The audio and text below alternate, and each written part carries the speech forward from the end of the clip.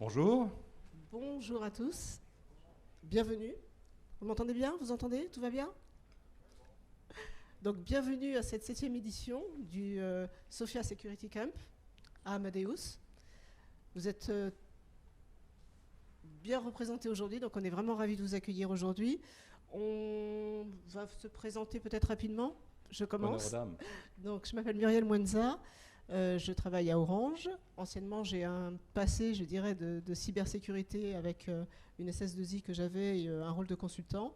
Aujourd'hui, je travaille à des nouvelles solutions de développement d'intégration dans nos solutions. Donc, j'ai gardé un lien fort avec la cybersécurité de ma présence aujourd'hui. Et voilà, je suis très, très heureuse et très honorée puisque c'est ma première édition sur ce type d'événement. J'ai repris le relais d'Edmond Cissé qui est parmi nous. Voilà, juste là, et qu'on remercie pour tout le travail qu'il a accompli. Et donc aujourd'hui, mon partenaire dans le crime, Partner in Crime. in crime. Donc bonjour aussi, Philippe Elie. J'ai aussi pris la suite d'Edmond Cissé, parce qu'Edmond faisait tellement de choses et qu'il fallait 2 personnes pour prendre sa suite.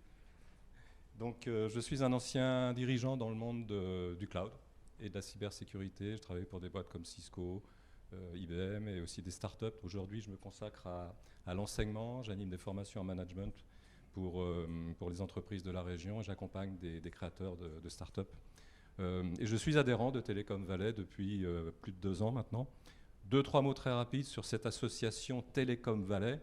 C'est une association qui a récemment fêté ses 30 ans d'existence et qui regroupe à peu près 160 entreprises de la région, du monde du numérique, qui regroupe peu ou prou à peu près 3000 collaborateurs.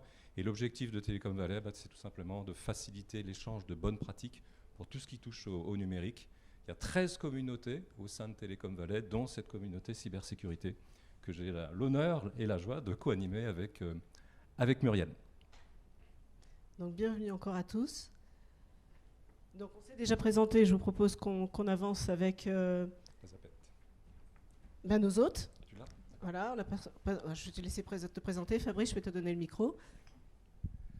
Bonjour, Fabrice Ferrucci. Je suis donc officier de sécurité pour la région IMIA chez Amadeus. Et voilà, je vous souhaite tous la bienvenue.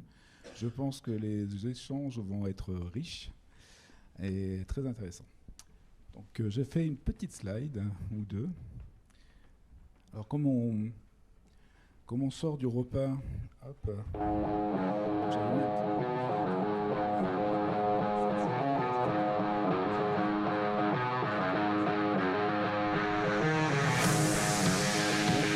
Je vais quand même présenter Amadeus en quelques chiffres, parce qu'on connaît tous plus ou moins Amadeus, mais même moi, certains chiffres, j'ai dû les remettre à jour parce que j'y étais plus. C'est une société vraiment qui grossit sans cesse. Et pour donner un ordre d'idée, donc les derniers chiffres qu'on avait, c'était pour 2019, parce qu'après il y a eu un petit peu la crise Covid. Alors on prend les chiffres de 2019, mais on n'est pas loin cette année. On n'en peut pas encore dévoiler, mais on n'est pas loin. On avait 690 millions de réservations, 1,9 milliard de passagers. En chiffre d'affaires, ça fait 5,2 milliards de chiffre d'affaires. C'est complètement énorme. En fait, pour simplifier tous ces chiffres, ce qu'on peut dire, c'est qu'au niveau booking, quand vous réservez un hôtel, une voiture, un avion, 3 bookings sur 4 dans le monde passent par les serveurs d'Amadeus. C'est pour donner un ordre d'idée. Et derrière ça, bien sûr, ça veut dire qu'on est visible. Et si on est visible, ben forcément, on a pas mal de hackers de toutes sortes qui s'intéressent aussi à nous. Alors voilà, j'avais pris un petit mot de Guillaume Poupard qui disait que le monde était divisé donc en 2 parties, ceux qui s'étaient déjà fait hacker et ceux qui vont bientôt se faire hacker. Aujourd'hui, en fait, la question, c'est pas tellement de savoir si on a les bonnes protections en place. Bien sûr, il faut mettre des protections en place. Mais ce qui est très important aussi, c'est la résilience. Est-ce qu'on est prêt à redémarrer nos systèmes? Est-ce que nos équipes sont prêtes à pouvoir relancer très vite tous les systèmes? Si Amadeus, demain, alors on touche du bois, si toutes les défenses étaient passées et qu'on tombait avec un ransomware, il n'y aurait plus aucun avion qui décolle pratiquement dans le monde. Et donc ça serait vraiment une catastrophe. Donc, pour donner quelques petits chiffres rapides, au niveau des events qu'on a sur les serveurs, donc dans Splunk, on a 695 milliards d'événements qui sont monitorés. Alors forcément, on ne peut pas s'amuser à regarder chaque événement. Donc il y a toute une partie en fait qui est automatisée. Et donc sur tous ces milliards d'événements, on en a à peu près 5000 qui remontent en alerte, dans des événements qui ne sont pas normaux. Pas forcément une fraude, pas forcément une attaque, mais des choses qui sont pas normales. Et sur ces 5000, on étudie par an à peu près entre 900 et 1000 cas. Donc il y a 1000 cas qui sont ouverts dans notre système de monitoring, sur lesquels il va falloir une intervention humaine.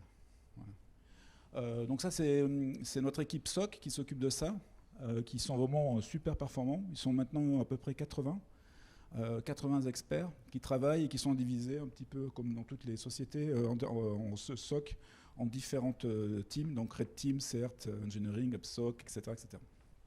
Voilà. Donc l'année dernière, on a eu 5 incidents sérieux, c'est-à-dire qu'on a vraiment été attaqué. Il n'y a pas eu d'impact, mais disons que voilà, il y en a quand même eu 5 qui sont arrivés à passer tous les layers de protection par un moyen ou un autre. Et comme dans beaucoup de sociétés, le problème, c'est pas tellement le côté technique, c'est pas tellement les vulnérabilités. Alors certes, il faut patcher, il faut faire tout mettre à jour, je sais pas ce que je dis, mais c'est le côté humain. C'est-à-dire qu'on se rend compte que dans la presse, à chaque fois qu'il y a une société qui est hackée, bah bien souvent, c'est quelqu'un qui a cliqué sur le mauvais lien, qui avait trop de droits sur un système où il aurait dû rendre des droits parce qu'il avait changé. On a eu le cas d'un directeur qui avait gardé ses droits d'admin sur une base de données, alors que un directeur n'avait plus rien à faire avec ses droits. Mais bon, c'est le directeur, il ne faut pas lui enlever ses droits, parce qu'on ne sait jamais. Voilà, donc voilà, c'est le côté humain, et c'est là-dessus, c'est pour ça qu'un petit peu la slide, c'était cybersécurité is everyone business, c'est-à-dire c'est vraiment l'affaire de tout le monde. Et pour ça, il faut qu'on entraîne plus les équipes, il faut qu'on fasse passer les certifications, il faut que vraiment chaque personne se sente en fait, animée avec un esprit d'officier de sécurité, quoi. Voilà. Je vais laisser la main maintenant à mes collègues. Merci beaucoup pour votre attention.